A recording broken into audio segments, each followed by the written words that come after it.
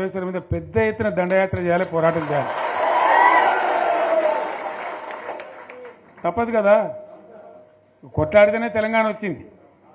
ఇది కూడా రావాలని కొట్లాడాలంటే ప్రజలు విజృంభించాలి, అయితేనే నీళ్ళు వస్తాయి. సంగమేశ్వర లిఫ్ట్ రావాల్సిందే, బసవేశ్వర లిఫ్ట్ రావాల్సిందే.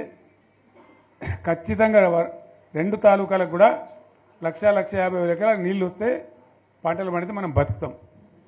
అంతే కదా, ఆందోళన కొడుతుంది. దానిలో సంగమేశ్వర బసవేశ్వర ఆందోళన కూడా ఉంది. సింగూరు కాక సింగూరు మీది ప్రాంతానికి వచ్చేదంతా కూడా దాదాపు 70,000-80,000 ఎకరాల ఆందోళన కూడా ఉంది. సో అంత మంచి ప్రాజెక్ట్ ఇలా కాంగ్రెస్ ఎందుకు ఆపింది? ఓ మినిస్టర్ ఉన్నాడా, ఆయన ఆందోళన. మరి ఆయన ఏం చేస్తున్నట్టు? మంత్రి పదవులు, ముఖ్యమంత్రి పదవులు ఎందుకు? 10 మందికి మెయిల్ చేయడానికా, లేదా తమాషా చేయడానికా? డ్రామా కాదు కదా. కాబట్టి మనం వీళ్ళ మెడలు వంచి ఖచ్చితంగా వాటిని సాధించాలంటే పోరాటానికి సిద్ధం కావాలి. ఓపిక పెట్టినాం మనం ఓపిక పెట్టలేదు. ఇప్పుడు 14 ఏళ్ళు అవుతుంది ఈ గవర్నమెంట్ వచ్చి. మనం ముందే అంటే మనం కన్నేరు అందరూ ఇంకోటి అందరూ ఓపిక పెట్టినాం. ఇప్పుడు వాళ్ళు ఇక కుయ్యలేదు, కుట్టుకోలేదు, ఏం లేదు, మాటనే లేదు.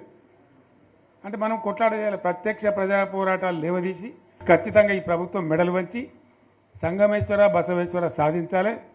అటువంటి అవసరం ఏర్పడితే పోరాటాన్ని నేను కూడా మీతో పాటు వస్తానని మనం చేస్తాను. తప్పదు మరి, మనకేం చేస్తాం?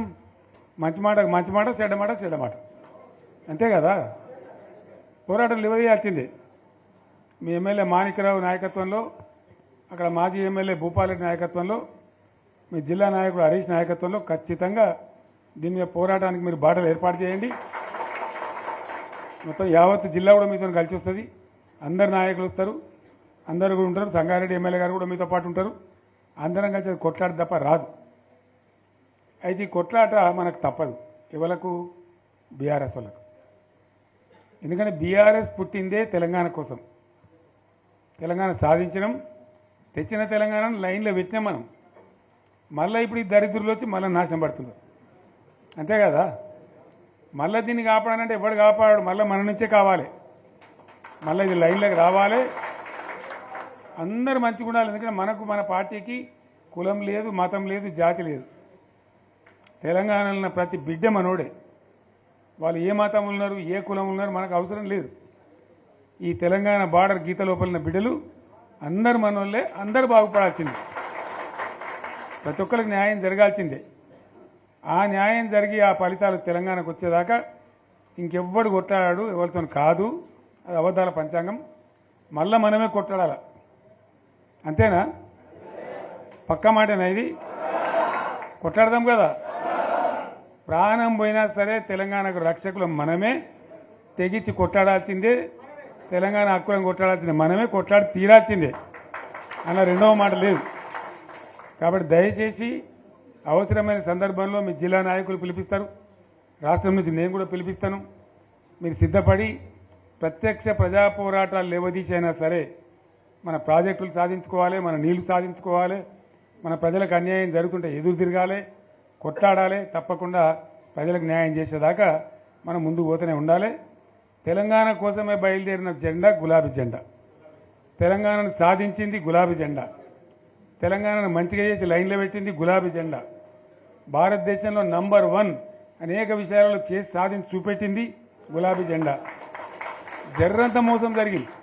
ఆ జర్రంత మోసానికి ఇవాళ ఓడోడిగా ఉనుక మీద రోకలనే దుంకులాడుతుండు, అంతే కదా. ఎందుకు వానికి దాని కూడా ఏమేమో మాట్లాడుతుండు. సరే, నేను గంభీరంగా మౌనంగా చూస్తున్నా. నేను కొడితే వట్టి కొట్టు నాకు అలవాట్లేదు కదా. నేను వెళ్ళినా అంటే మళ్ళీ భూకంపం పుట్టాలి. ఇక చూద్దాం ఎక్కడి దాకా చేస్తారో, వీళ్ళ కథ ఏందో చూద్దాము. మనోళ్ళందరూ కూడా ప్రతిపాదిస్తుంది ఏంటంటే, 1 సంవత్సరం జరిగిపోయింది. సంగమేశ్వర ఆన్నే పన్నది, బసవేశ్వర ఆన్నే పన్నది, పాలమూరు ఎత్తిపోతల పథకం ఆన్నే పన్నది, కాళేశ్వరం అట్లా ఎండబెడుతున్నారు. ఇవన్నీ అన్యాయాలని. కాబట్టి ఫిబ్రవరి నెలాఖరులో ఒక పెద్ద బహిరంగ సభ పెట్టాలి, వీళ్ళ కథ చూడాలి అనేది జరుగుతూ ఉంది.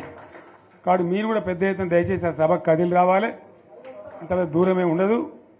తెలంగాణ శక్తి ఏందో మరొకసారి చూపించి వీళ్ళ మెడలు వంచి ఇప్పుడు సాధించాలి. భవిష్యత్తు కోసం కూడా కొట్టాడకు మనం సిద్ధంగా ఉండాలి. ₹1,00,00,000 భూమి ఇప్పుడు 50 లక్షల కాడికి వెళ్ళాడు.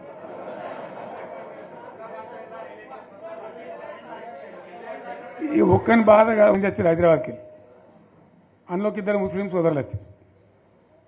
साहब सोप तबाह हो गया, इफलासी मुफ्त क्या तबाह हो गया, तुम्हारे क्या हो, तुम हैदराबाद में तुम लोग हैं, मेरा कारोबार है साहब, मेरा छोटा मोटा कारोबार है, होटल भी है, 70% गिर गया अब. हर कोई पूछ रहे, हर कोई केसीआर को याद कर रहा है साहब अंటారు. వాళ్ళు మాట్లాడుతున్నారు. ఎక్కడ ప్రతి ఒక్కరు భూముల ధరలు పోయినాయి, మన్ను పోయినాయి, మసానం అన్ని పోయినాయి. ఎంత మంచిగా 4 ఎకరాల రైతు నేను 4 కోట్ల ఆసామని అనుకుంటుండే, అంత ధీమా ఉండే, ఎంత బాగుండే. హైదరాబాద్ నుంచి అడిగితే కూడా వచ్చి మనం ఇవ్వకపోదాం భూములు, డిమాండ్ పెరగానని. అంత బ్రహ్మాండంగా మారుమూల ప్రాంతంలో కూడా 40 లక్షలు 50 లక్షలు ఎకరానికి ఉండే. అటువంటిది సగానికి సగం పడిపోయి మొత్తం నాశనం చేశారు. వీళ్ళని ఇట్లే వదిలిపెడితే ఇంకింత నాశనం అవుతుంది. కాబట్టి మనం కొట్లాడాల్సిందే. నేను ఇంకొక మాట మీకు చెప్తా. ఎలక్షన్లలో నేను మస్తుగా చూసిన 50 ఏళ్లలో పార్టీలు గెలితాయి, ఓడతాయి. ఇంత మాయలు ఏడాది లోపలనే కాంగ్రెస్ పార్టీ దొరికితే కొడతాం రాని అంత కోపంలా ఒక్కటే ఏడాది లోపు. ఇంకా వాళ్ళ బొంద తెలివికి నిన్న వాని పార్టీ వాడే మంది పెట్టాలి, అదేందో పోలింగ్ పెట్టిన వాడు చూసిరా మీరు. ఆ పోలింగ్ పెడితే 70% మనకు వచ్చింది, 30% మనకి వచ్చింది. వాడు పెట్టిందే, మనం పెట్టింది కాదు. 75 ఇది పరిస్థితి. అదే నేను ఏమంటున్నా అంటే, ఫామ్ హౌస్ అంటే ఇక్కడ ఏముంటుంది, వారు